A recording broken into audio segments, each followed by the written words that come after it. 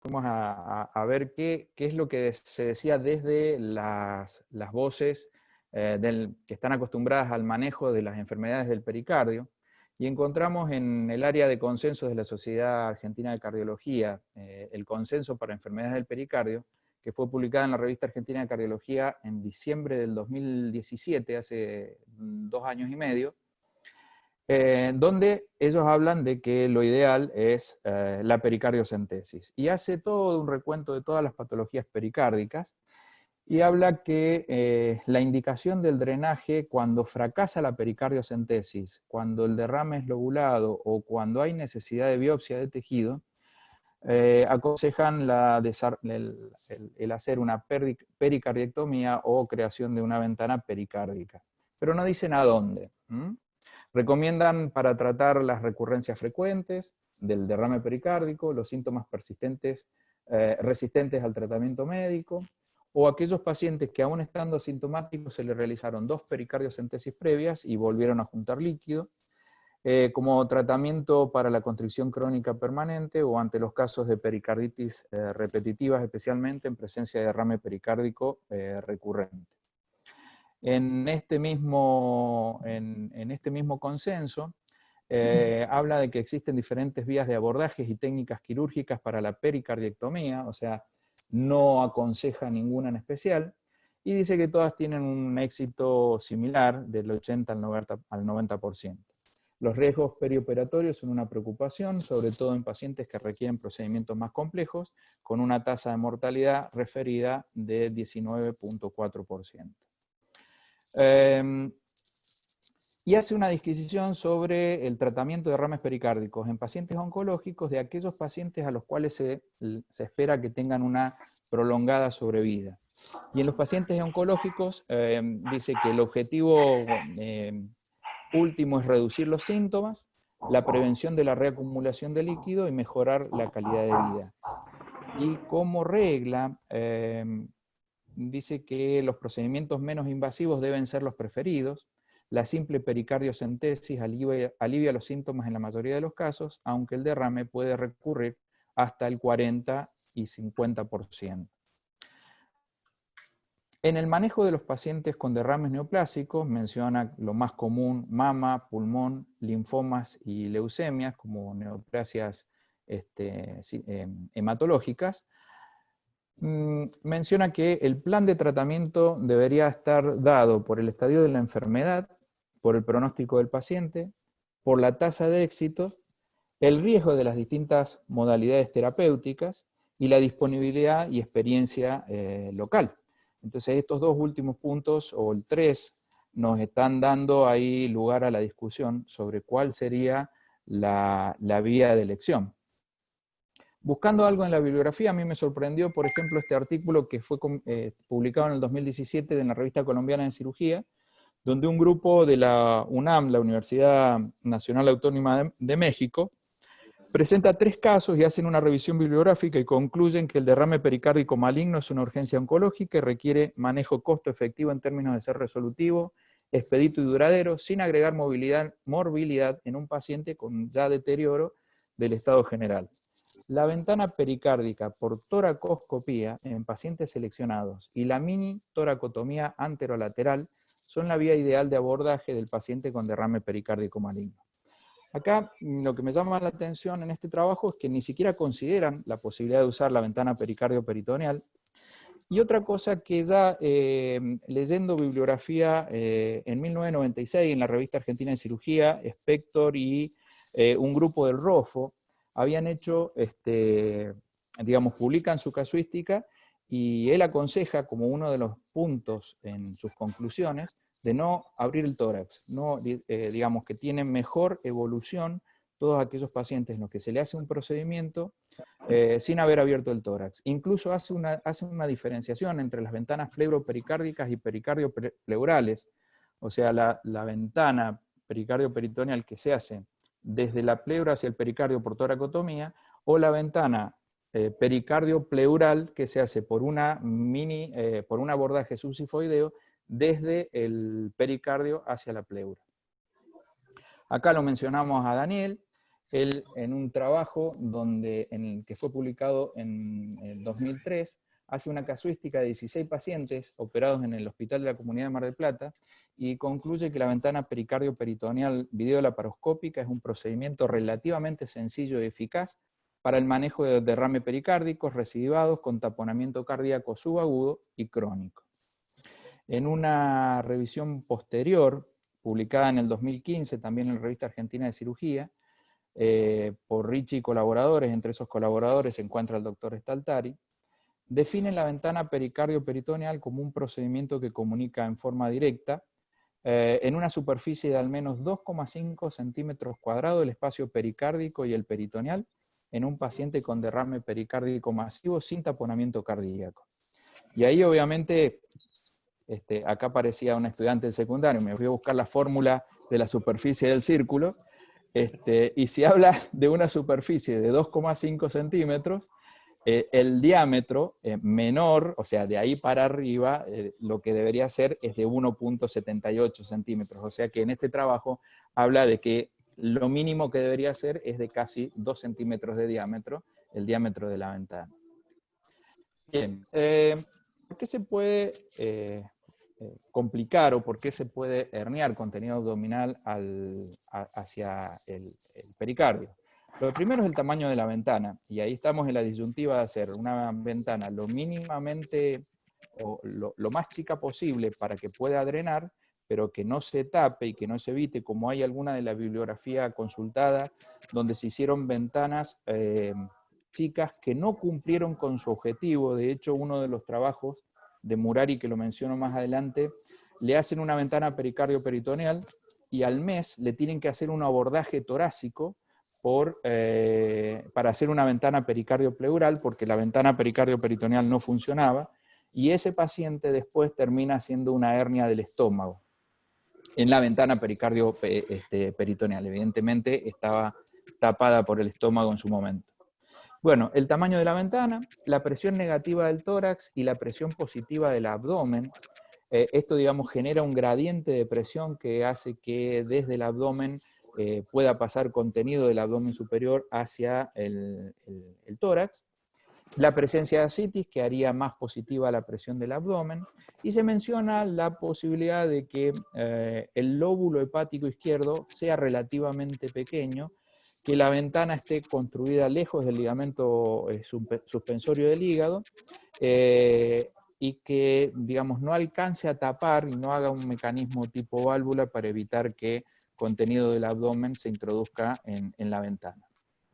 Esto es lo que yo les decía. Murari es un cirujano oncológico de la Mayo Clinic que publica un trabajo en el 2004 donde él dice que le sorprende la baja incidencia de hernia intrapericárdica secundaria a la ventana pericardio-peritoneal al analizar los factores predisponentes antes descriptos. E incluso en ese trabajo menciona que como toda la casuística está realizada en pacientes que tienen una esperanza de vida limitada porque son todos derrames malignos, él sugiere que probablemente falte tiempo para que se desarrolle la hernia o en caso de que se desarrolle, desarrollara, para que expresaran los síntomas. O sea que los pacientes morirían antes por su patología de base que por la complicación esta relatada. El contenido de la hernia, digamos, la mayoría de las veces es epiplón mayor. También se describe estómago, pero no encontré referencias a que todo el estómago esté introducido dentro de la ventana, como nos pasó a nosotros. Intestino delgado, colon transversos, incluso charlando telefónicamente con el doctor Staltari nos comentaba que él había encontrado algún lóbulo hepático también introducido en una ventana. La mayoría de todas estas complicaciones fueron, digamos, encontradas en pacientes donde la ventana se había hecho por una mini laparotomía de un abordaje subsifoideo. Yo no encontré referencias de hernias en ventanas pericardio-peritoneales en cirugías hechas en accesos hechos por cirugía laparoscópica. Bueno, entonces los detalles técnicos de la confección de la ventana, en la bibliografía encontrada, buscada, hay distintos autores hacen recomendaciones sobre el diámetro de la ventana, algunos lo hacen de 2, otros de 3, otro de 4 centímetros. Incluso en esos 2 trabajos donde figura el doctor Staltari como autor, en unos hablan de una medida un poquito más grande y en el segundo hacen una disminución en el diámetro de esas ventanas, y por ahí ya aprovecho a preguntarle a Daniel si ellos habían o consultado, visto, porque no describen sus complicaciones con respecto a que el tamaño de la ventana debería ser más chica, de que por qué hicieron ese cambio técnico. Y algunos autores sugieren la colocación de una malla cubriendo el defecto, una malla multiperforada para evitar esta complicación de las hernias. Bueno, después encontramos y se describen mucho que tiene que ver con la clínica del paciente. Los síntomas pueden ser gastrointestinales o cardiorrespiratorios, pirosis, dolor abdominal, distensión, saciedad temprana, oclusión intestinal o estrangulación visceral, y los síntomas cardiorrespiratorios relacionados a disnea, ángora, arritmias, e incluso clínica de taponamiento, porque el volumen de lo que ocupa la cavidad pericárdica está ocupada por vísceras y no por líquido, pero a los fines prácticos ocurre lo mismo que en el taponamiento.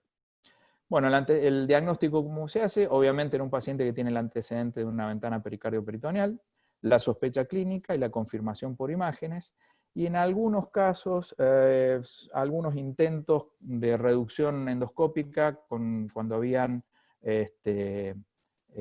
hernias parciales del estómago, pero siempre el tratamiento, digamos, es para salir de la urgencia, y siempre el tratamiento es quirúrgico con reducción del contenido abdominal herniado en el pericardio, y obviamente evaluando su viabilidad, y posteriormente la oclusión del defecto diafragmático con parche protésico. En la bibliografía consultada, algunos de los autores hablan de que prefieren puntos separados para evitar los desgarros que pueden llegar a producir alguna sutura continua a nivel del diafragma.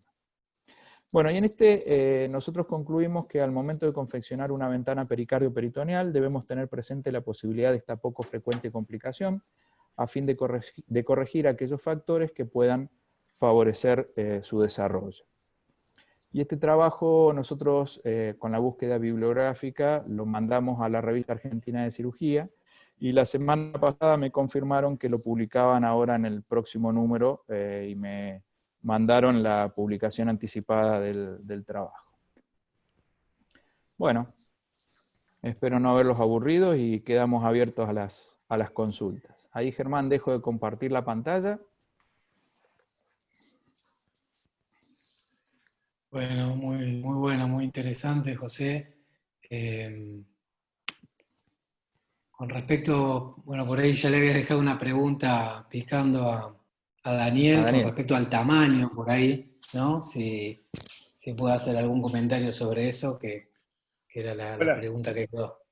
¿Ahí me escuchan? Sí, perfecto. Bien, perfecto. Te felicito, José, muy buena presentación, y como bien dijiste, es una causa bastante rara. Les voy a explicar una breve historia para poder entender esto, por qué usamos esta vía, la vía laparoscópica abdominal. Estábamos nosotros en la Sociedad de Cirujanos en la parte de cirugía en animales, y justo me tocó hacer una parte de entrenamiento junto con los terapistas, y le tenía que hacer laparoscopía y otras cosas más para que ellos pudieran ventilar a los pacientes, sean medio forma de ventilación, y justo cuando vi que se podía acceder por abajo, empecé a hacer las cosas raras estas de abrir el pericardio por debajo, y a su vez fui tomando también el tema de las presiones, qué neumoperitoneo utilizar, cuánto y por qué.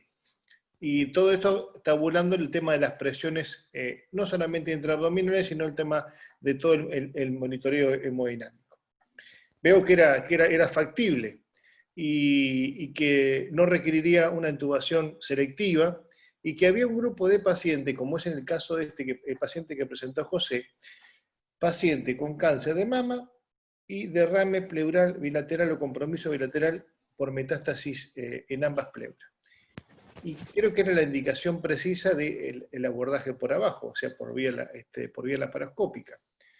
Tomamos varios ítems de dónde hacerla, el tema es dónde hacer la ventana. Entonces, veamos el lóbulo izquierdo del hígado, el ligamento coronario izquierdo, y de ahí tomamos 1 centímetro. De ahí comenzamos bien la parte fibrosa, bien en el centro frénico, y con respecto al tamaño, primero lo practicamos en animal en el año 98, y como bien dijiste, el primer trabajo que publicamos en el 2003, hacemos una ventana un poquito mayor. Lo importante es que esté cerca del hígado para que no se logre migrar ninguna víscera, como puede llegar a ser en este caso el estómago. Pero se tiene que dar varias circunstancias, como es la teoría del queso gruyère. La ventana, con que tenga, como dice en el artículo, 2 por 2 centímetros es suficiente. Lo importante es que esté cerca del ligamento coronario, a 1 centímetro. Yo cuando lo hago actualmente, marco los 4 puntos, y después voy cortando el peritoneo parietal, el centro frénico y luego el pericardio parietal. Con eso es suficiente, y uno de los ítems también es agarrar una pinza, si es ese tipo de proceso que pueda traccionar, porque cuando un día no lo traccionamos, no usamos la pinza que tenemos que hacer, es cuando se produjo la lesión del ventrículo, y que por suerte le pudimos subsanar o reparar en ese momento con un punto en el ventrículo derecho. Lo que vos decís, hay varios factores que en teoría podría predisponer a la migración. Más allá del tamaño de la ventana, como vos bien mostraste, cuando nosotros también tuvimos una migración de un paciente hace 7 años, del lóbulo izquierdo. Por suerte la había grabado y hice exactamente lo mismo que vos. Comparé a ver si lo que había hecho estaba bien. O sea, hicimos una ventana pequeña de 2 por 2, y con el correr del tiempo se agrandó. Era una patología no neoplásica, y bueno, este paciente había migrado el lóbulo izquierdo adentro del pericardio, y que decían que los cardiólogos que producían compresión y todo lo demás, pero en realidad no tenían nada. ¿Qué hicimos? Lo abordamos nuevamente por la laparoscopía, redujimos el lóbulo izquierdo y pusimos una malla de polipropileno de poros bien grandes, ¿sí? La fijamos con Protac y fue suficiente, y la paciente anduvo bien. Indudablemente, ninguna de las cosas que nosotros hacemos está exenta de complicaciones. Esto es una complicación rara. Nosotros llevamos alrededor, ya al día de la fecha, 105. Tenemos esta migración que te conté, y ninguna más. Lo que no quiere decir que justo en la 110 se va a complicar, porque esto es así. Es una migración muy poco frecuente, pero una de las cosas que tiene que ver, que vos comentaste, yo creo que hay varias cosas. El estado del paciente, la emaciación del paciente, como vos bien mostraste, un paciente oncológico que estaba ampliamente comprometido, y el otro es también que tenga todos los mesos laxos como para elevarse, como se elevó todo el estómago dentro del saco pericárdico. Vos bien lo dijiste, la presión negativa del tórax, la presión positiva del abdomen, y bueno, ¿por qué se agrandó tanto? Porque en realidad es una zona fibrosa. No te puedo decir. Sería todo el teórico, pero no te puedo decir. Hoy por hoy, las ventanas que hacemos sigue siendo lo mismo, de 2 por 2, trato de hacer la menor superficie suficiente para que pueda drenar y no se tape. Cuando un paciente de nosotros, que está descrito en el trabajo, como bien lo mencionaste, se había obstruido la brecha, pero un paciente que sabemos que no iba a funcionar porque había tenido una cirugía abdominal a cielo abierto, una úlcera perforada, una úlcera abdominal, y fue bastante dificultoso, pero ahora en ese momento también el paciente someterlo a una cirugía torácica hubiera sido bastante más complicado. El tema que a veces depende de quién haga la ventana. Los cirujanos torácicos puros hacen más por vía torácica. Los cirujanos abdominales hacen más por vía abdominal. Yo creo que hay que ver en cada paciente. Los beneficios que tiene este tipo de abordaje, que no necesita tubo doble lumen, que no necesita drenaje, y que una vez que el paciente, salvo sus patologías coexistentes, se recupera rápidamente y se va a la casa rápidamente. El otro necesita intubación selectiva de doble lumen y sale con drenaje, ¿sí? Y hay pacientes, como este que voy a mostrarte es perfecto, porque en realidad mi primer paciente fue así también. Yo me vine preparando, naciendo en animales, hasta que vino el paciente que tenía un cáncer de mama, como me lo mostraste, con derrame pleural bilateral. Le había hecho un drenaje pleural en aquel momento, se evacuó y lo abordamos por vía laparoscópica. Hicimos la ventana y la paciente, como bien dijiste, o como aparecen también los diferentes artículos, falleció a los 6 meses, pero sin ningún signo de taponamiento y con una calidad de vida adecuada. Lo que te pasó realmente es muy poco frecuente, estuvo muy bien resuelto, perfecto, la resolución es la adecuada. Uno quizás hubiera intentado hacerlo por vía laparoscópica, quizás lo hubiera convertido. Fuiste prudente y la resolución lo que hiciste, está perfecto. Quizás no hubiera cerrado herméticamente el pericardio por temor a reproducir ¿cómo se llama? El derrame pericárdico, y la malla siempre hay que ponerla. La malla siempre hay que ponerla. Es como las ventraciones traumáticas del diafragma, ¿sí? Nosotros, a pesar de cerrarla, siempre ponemos una malla para reforzarla. Pero en estos casos, no cerrar totalmente y poner una malla, ¿cómo se llama?, de perforaciones bien grandes. No sé si contesté o alguna otra cosa más. Si algún otro tiene alguna pregunta que quiera hacer.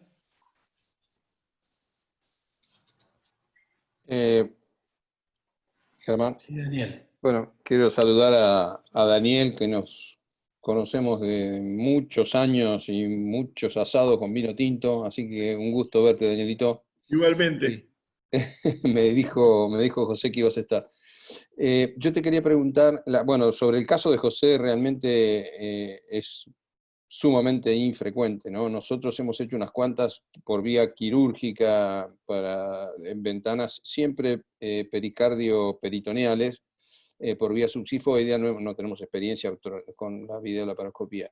Pero te quería preguntar a vos, Daniel, el porcentaje de recidiva, o sea, ¿cuántas se taparon, digamos? ¿Cuántas tuvieron que reintervenir o hacer algún procedimiento? Porque tenés un número interesante, ¿no? Sí, 4 pacientes. 4 pacientes. Te comento, el primero fue el que te comenté recién, que fue el de sabía que iba a andar mal, que era el paciente que tenía cirugía abdominal previa. Después, intentando hacer la ventana más pequeña, la hice más pequeña, pero no la hice donde tenía que hacerla, porque era un hígado con lóbulo izquierdo muy congestivo. Entonces, para evitar lesionar el hígado, me fui más anterior y después se me tapó, ¿sí? Y los otros dos se me taparon rarísimo, pero bueno, se tapó con el epiplom. Le tuve que hacer por vía toracoscópica una ventana, de los 4 de esos, entre 3 por vía izquierda y 1 por vía derecha. Se puede hacer de lo más frecuente. El punto de referencia es el frénico. Uno ve el frénico, tracciona el pericardio y hace la ventana ahí con suficiente, por supuesto, para que salga el líquido y no que después haga una rotación del corazón. No va a ser una pericardiotomía. Pero tuvimos 4 pacientes de sobre 105, desde que empezamos en el año 99. No, está bien, un número más que razonable, más que razonable. Ahora que lo mencionás, nosotros operamos una eventración, digamos, del corazón, no es eventración, qué sé yo, o sea, una luxación del corazón a la pleura derecha en un paciente que le habían hecho una ventana torácica. Y el paciente hace un taponamiento, se pone muy mal y bueno, nos llamaron así medio de emergencia, estaba realmente el corazón totalmente desplazado hacia el hemitórax izquierdo, ¿no? Así que le cerramos el defecto con con una malla también y evolucionó bien. Pero bueno, una experiencia interesante, realmente un número muy bueno. Los convencí a los cardiólogos. Y los cirujanos cardiovasculares que no quieren. Después no sé si tenemos tiempo y el lugar, o no sé cómo será el funeral Zoom, si no le puedo mostrar algunos videos, pero eso después. Lo que estamos haciendo ahora en algunos casos, hay que tener broncoscopio, ingresa, porque a veces es necesario tener una muestra de pericardio, ¿sí? Para tratar de confirmarlo y depende del estado del paciente. De los 104, no sé si estaba Germán o Marito, en aquel momento había hecho esto una con anestesia local, por vía laparoscópica. El paciente se lo bancó muy bien, pero no lo haría nunca más.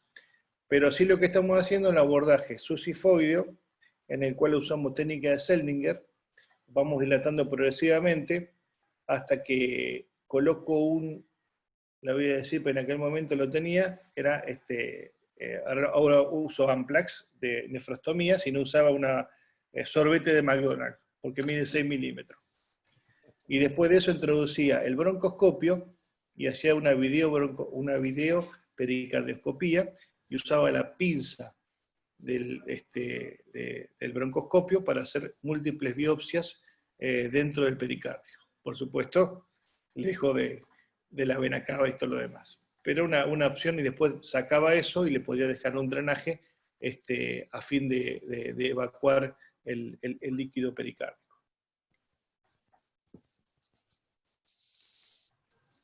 Muy interesante. ¿Alguno tiene alguna otra consulta? Ahí el doctor Loconte. Dale, Marcos. No tenés el micrófono activado. El audio.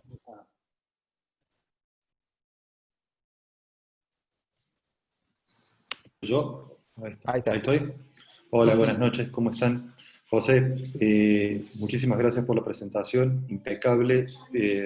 Realmente nunca había visto, la verdad nunca había visto, y la forma en que lo resolvieron también. Yo inclusive me hubiera confundido en la primera imagen, que vi una sola vez un chico con una parálisis cerebral con un neumopericardio masivo, que me hubiera llevado a hacer un diagnóstico diferencial, que fue cuando nombraste lo de los pliegues. Realmente, muchas gracias. Ahora, yo tengo un par de preguntas. Ustedes saben, yo soy tórax y vascular, entonces vamos a... obviamente, cuando es derrame neoplásico, ya secundario, lo que hemos hecho siempre es por toracotomía, un solo abordaje, y drenarlo generalmente a la pleura izquierda, dejando inclusive un drenaje y también un talcaje pleural para evitar la recidiva en la pleura. Cuando es cardíaco puramente, vamos directamente a subsifoidea con drenaje para intentar tomar biopsia del pericardio, y está estudiado que es la que menor recidiva tiene, inclusive en un momento, yo creo que hace como 10 años ya se evalúa hasta qué tipo de drenaje dejar para evitar recidiva, que cuando uno dejaba siliconado versus flake, el siliconado tenía menos índice de recidiva en pericárdico puro. Pero bueno, o sea, es cuestión de ponerse de acuerdo. Y doctor Staltari, o sea, usted que tiene innumerable experiencia más que yo, no sé si usted llegó a ver o alguna vez a leer el uso cuando usaban las válvulas pleuroperitoneales, que en los años 90 que se dejaron de usar después con respecto a la obstrucción. Y la segunda pregunta que me genera un cierto duda es en cuanto al paciente oncológico, por ejemplo, un CA de mama con derrame pleural, si al drenarlo a la cavidad abdominal no estaría provocando con ese líquido una siembra. Bien. Muchas gracias. No, al contrario, gracias a vos y por los comentarios. Bueno, Marcos, mirá, el tema es así. De las válvulas esas, son válvulas de baja presión, siempre los quise usar para los derrames pleurales recidivados, ¿viste? Interactivos, que a pesar de todo se volvían a formar. Había investigado hablando con los neurocirujanos, porque son los que más experiencia tiene, pero el problema era también que las obras sociales no me autorizaban la válvula, porque en realidad era un experimento, porque no tenemos las válvulas los que tienen en Estados Unidos, entonces lo que hacíamos directamente, hoy cambiamos la actitud frente a eso, y ante un derrame pleural neoplásico, aparte de hacer evacuarlo por toracoscopías, hacemos una pleurodesis con talco. ¿Sí? Usamos una talquera, la de Storz, doy la marca porque justo tiene todo, es como lo perfumera o talquera de nuestros abuelos, bueno, exactamente, y aparte anda muy bien. Con respecto a lo que vos dijiste, si estoy sembrando, normalmente es un paciente oncológico que ya se está yendo de estadio, porque el que presentó José, cáncer de mama, derrame pleural bilateral, metástasis en ambas pleuras. En realidad lo que uno no quiere es que se muera taponado, que tenga una buena calidad de vida. ¿Sí? Lo que le pasó al paciente justo tuvo mucha mala suerte, pero no fue culpa de José, no es que por la vida de abordaje. No, pero es bueno aclararlo, porque en realidad es la característica del paciente que se dieron una serie de circunstancias. Se agrandó el agujero, porque se agrandó la ventana, y a su vez tenía todos los mesolaxos para que ascienda el estómago hasta ¿cómo se llama? Hasta el seco pericárdico, y por suerte no comprimió el corazón ni nada. Lo que tuvo síntomas digestivos. No me impresiona, o sea, no es que no me importa. Me parece que lo que uno quiere lograr es que el paciente tenga una buena calidad de vida, que viva lo que viva bien y que no recidive. En realidad no va a haber tiempo tampoco para que se produzca ningún tipo, del punto de vista oncológico, de diseminación a través del abdomen. ¿Sí? El neumopericardio, nosotros lo hemos visto, es muy poco frecuente, por suerte, en dos entidades. Úlcera gástrica perforada del techo gástrico, ¿sí? Que da un típico soplo en aspa de molino, es así, cuando uno lo ausculta, y es porque justo tenía cirugía previa y se pega el techo gástrico al pericardio, que es rarísimo, que es muy raro porque está el hígado, pero a veces puede estarlo, y otro a veces son las perforaciones esofágicas. Son muy poco frecuentes porque la perforación esofágica en un esófago previamente enfermo, ¿sí? En esos casos, el paciente, lo único que podemos hacer, si zafa de eso, colocar un stent, si se puede, un stent cubierto, para tratar de sacarlo de esa situación. Pero después, ninguna otra cosa. Sí. Muchas gracias. Muchas gracias. Yo, el único chico que lo vi al neumopericardio masivo, no el secundario, una cirugía de ductus, fue un chico de 11 años con parálisis cerebral, con una bronconeumonía derecha, que aparentemente había hecho una fístula, tuvo que mi jefe drenarlo una noche y le colocó un drenaje subsicoideo, y a pesar de todo costó que se resolviera. En cuanto a lo que usted dijo, o sea, que ya no de acuerdo la pleurodesis, que había otra cosa que se hacía en estos pacientes prácticamente de rutina, ¿cómo están manejando el dolor postoperatorio inmediato? De la ventana. ¿Están usando bloqueos medulares con morfina o algo de eso? ¿O simplemente por vía endovenosa? Porque duele y mucho. Bien, la ventana que nosotros hacemos por la laparoscopía en realidad no duele mucho, vamos a ser sinceros. Lo que sí, yo soy bastante intenso en el sentido de, yo me gusta bloquear todos los sitios de los trócares, ¿sí? Empecé con trócar, uno de 10 y 2 de 5, depende a veces como lo que tengas, y a veces como es para hacer solamente introducir una pinza y el gancho o la tijera, puedo usar también la óptica de 5 milímetros. y en general no produce tanto dolor. ¿Sí? En el tórax produce dolor. ¿Por qué? Porque nos metemos en el espacio intercostal, porque recordemos que todos lo saben, pero en el borde inferior de la costilla superior pasa justo el nervio y cuando uno coloca el trocar, eso es lo que produce. ¿Sí? Lo que estamos tratando, lo que estamos haciendo, que hacemos mucha, ¿cómo se llama? Las lobectomías uniportales, y aprendimos de Paulo Wagner a hacer el bloqueo paravertebral. Y usamos un butterfly. Agarramos un butterfly, el viejo butterfly que no se conseguía, bueno, lo conseguimos, le sacamos una mariposa y ahí ropivacaína, bien, no intercostal, sino paravertebral. Y eso da, a veces da entre 2 y 24 horas de una buena analgesia. Pero igual en todos los sitios que uno coloca, ya sea abdominal o torácico, utilizamos el anestésico a nivel de se recuperan bien. Se recuperan bien. En el tórax duele más. Muchísimas gracias, muy amable. Muchas gracias.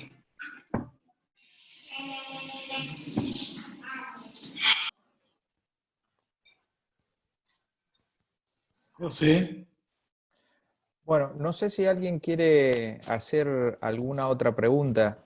Yo por ahí, nosotros lo discutimos ahí en el Ateneo, en el Policlínico, y una de las dudas que habían salido es que, ¿qué pasa con aquellos pacientes en los cuales, ante la eventualidad esta de que la ventana pueda agrandarse con el tiempo, que de hecho sea de paso estuve buscando a ver si había algo de bibliografía que estudiara los factores, primero que cuantificara la cantidad de ventanas que se agrandaron en el tiempo o que se estudiaran los factores que hacen que una ventana se agrande, y más allá de la apreciación personal de que uno dice, bueno, mira, es una paciente demasiada hipoproteinémica, etcétera, etcétera, no encontré nada al respecto. Pero ¿qué pasaría en pacientes que tienen alguna policerositis por alguna enfermedad autoinmune o algo que se planea o que tienen una esperanza de vida mucho más prolongada? Se me ocurre la paciente de 20 años con una policerositis que hay que hacerle una ventana y que no tiene una enfermedad neoplásica. Lo único que encontré es que ante esa eventualidad, y lo dicen mucho las guías del consenso de enfermedades del pericardio, es que hay que asegurarse que porque esta paciente tiene una enfermedad crónica, que tenga un buen drenaje. O sea, que esa ventana sea permeable lo más que se pueda. Siempre recurriendo, digamos, ante la eventualidad de que hizo falta hacerle una ventana o hizo falta hacer una comunicación de ese pericardio. Ellos manejan mucho el tema de, incluso hay muchas indicaciones que no tienen absolutamente nada que ver con la patología neoplásica, muchas indicaciones donde ellos dicen pericardiocentesis. Pero si se hiciera una ventana en un paciente que tiene una esperanza de vida prolongada, tratar de hacer algo que se asegure que sea un drenaje por mucho tiempo.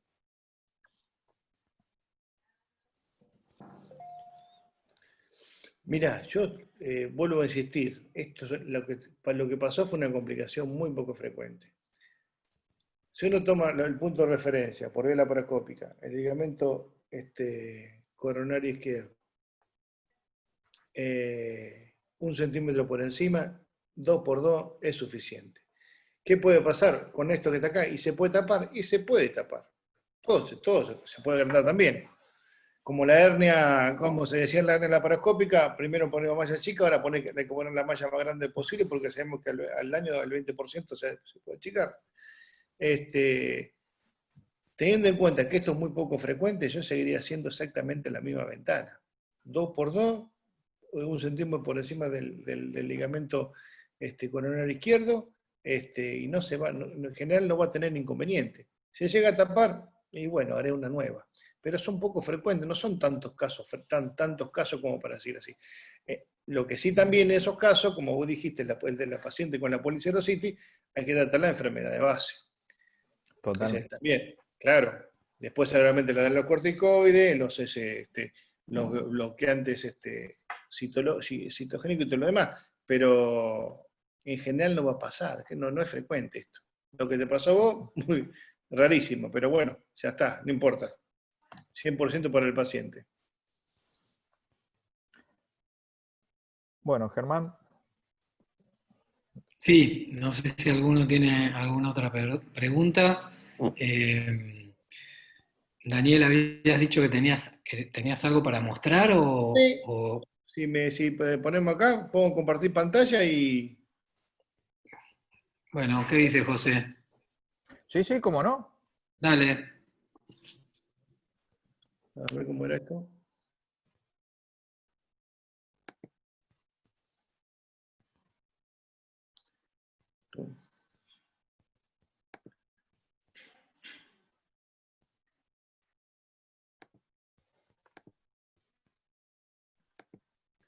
Chan, chan.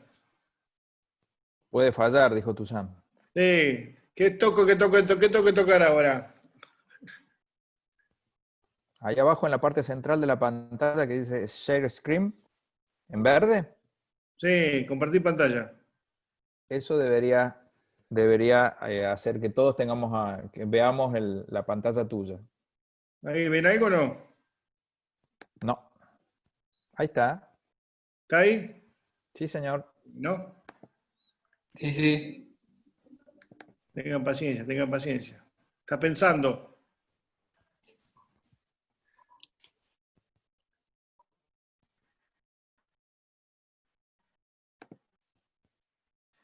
Ahí estamos, bueno.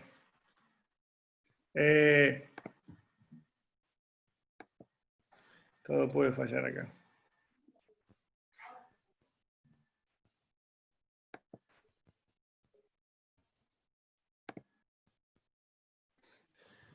Miren que lo toqué esto, que lo busqué, lo probé. Por supuesto que puede fallar.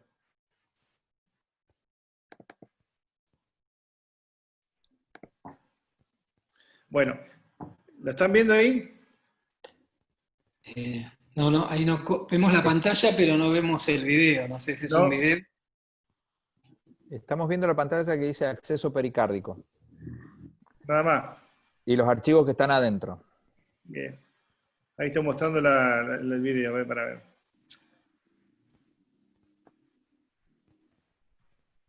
Si querés, prueba de dejar de compartir y volvé a marcar que tengas vos ya viendo el video y ahí volvés a compartir.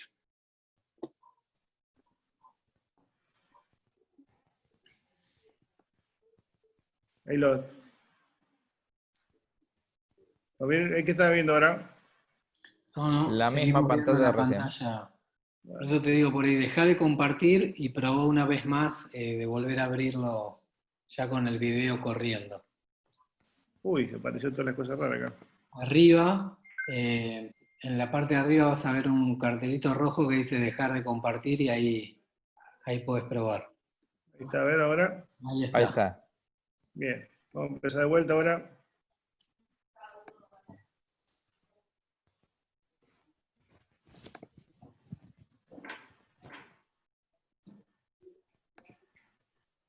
¿Ahí están viendo algo o no? Sí, no, Lo mismo que veíamos recién. Lo sí, mismo. todas las imágenes chiquitas nomás.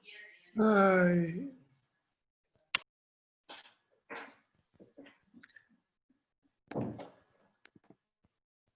¿Ahí ven algo? No, vimos que quedó marcado el archivo ese de drenaje pericárdico.mpg, pero Sí. no está, quedó marcado Bueno. en gris. Pero, che, ¿será posible? Yo lo abro todo acá y no puedo, a ver. Ahí quedó marcado en azul.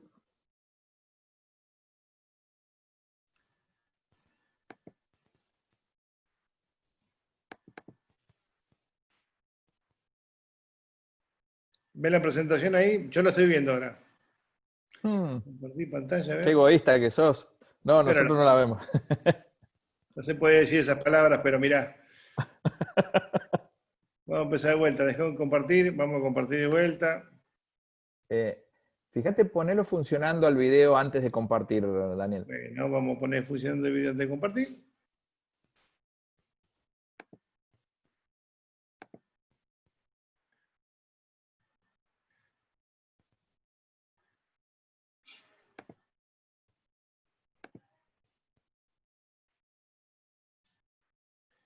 A ver ahora.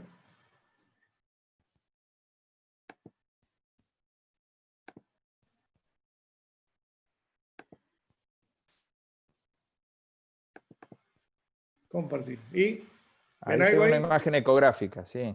Bien. Ya hay cosas. Bueno, esto es lo que miren. Bueno, esto no vamos a hablar mucho de la ecografía, pero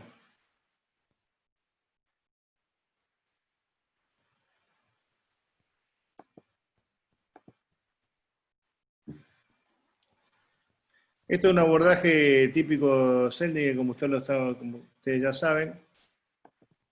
Bueno.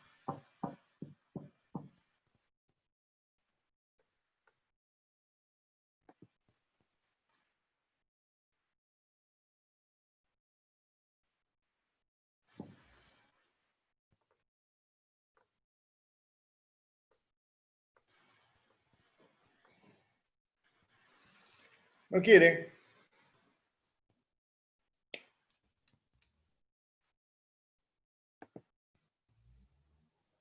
Operar es más fácil, ¿no? Ahí debería estar corriendo. Y te diría, pero el debe haber está ahí. Danielito, vamos a Mar del Plata, nos comemos un asado y nos lo mostrás en directo. Totalmente de acuerdo, totalmente de acuerdo. Esa es una buena idea, ¿eh? Somos Sí, muchos, Daniel, ¿eh? pero no hay problema. Tenemos lugares largos, grandes. Por mucho tiempo me parece que no vamos a hacer nada de eso, la Gran 7. ¿Cómo están allá con todo esto? Cuarentena total. Acá estuvimos en 2 clínicas, 8 infectados entre médicos, instrumentadoras y enfermeras.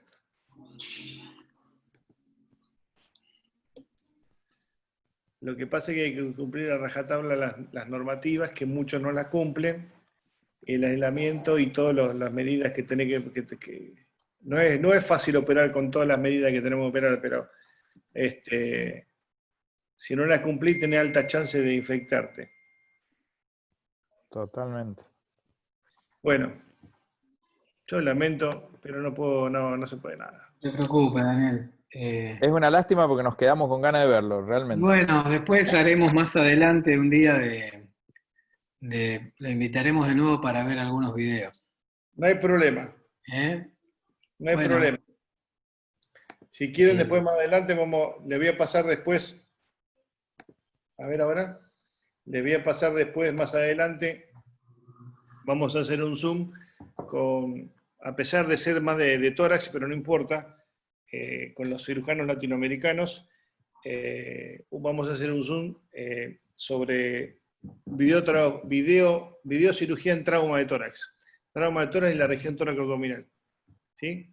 bueno. Así que yo después me comunico con ustedes para pasar la identificación del Zoom. Eso va a ser, calculo que fines de mayo, principio de junio. Pero bueno, para también de mantenernos en contacto con todo esto.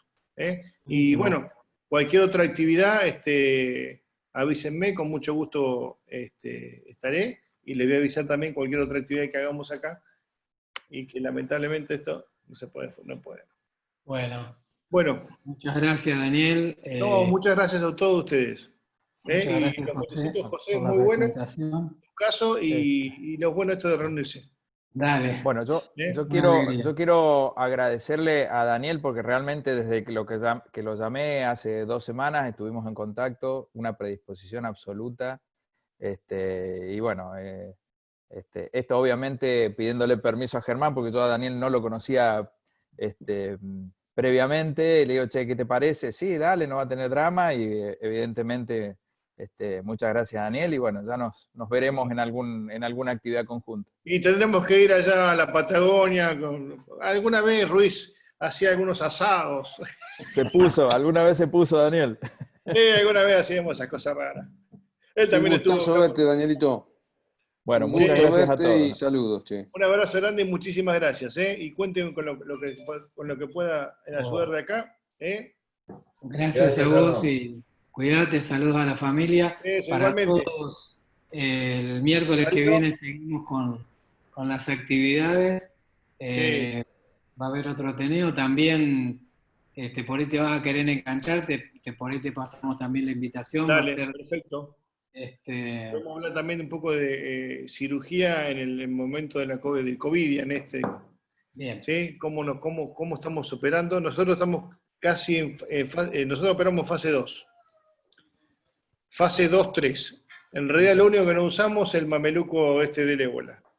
Pero después usamos un camisolín de polietileno, un par de guantes ahí, nos ponemos otro par de guantes más, por supuesto usamos el N95, yo estoy usando una máscara de 3M, que tiene 2 filtros de partículas y 2 N95, y lo uso por 2 motivos, porque es cómoda, porque puedo respirar y puedo hablar, ¿sí?